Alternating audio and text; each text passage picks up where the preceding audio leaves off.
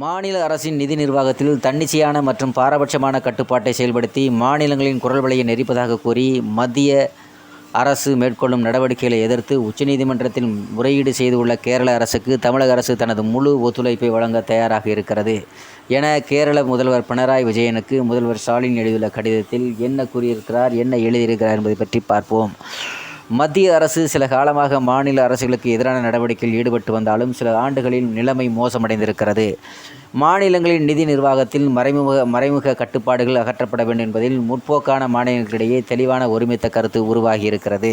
ஜிஎஸ்டிக்கு முந்தைய காலகட்டத்தை ஒப்பிடும் வகையில் ஆண்டொன்றுக்கு 20,000 கோடி ரூபாய் வருவாய் பற்றாக்குறையை தமிழக அரசு எதிர்கொண்டு வருகிறது. இழப்பீட்டுத் திட்டத்தை நீட்டிக்க மத்திய அரசுக்கு மறுத்து வருகிறது. மாநிலங்களின் கொள்கை முன்னுரிமைகளை வளங்களை திரட்டுவதற்கும் முக்கியமான வளர்ச்சி திட்டங்களுக்கு நிதியளிப்பதற்கும் உள்ள திறனை முடக்குவதையே மாநில அரசு நோக்கமாக கொண்டிருக்கிறது. ஒருமித்த கருத்துடைய முற்போக்குமான மாநில அரசுகள் இணைந்து இதனை எதிர்க்க வேண்டும்.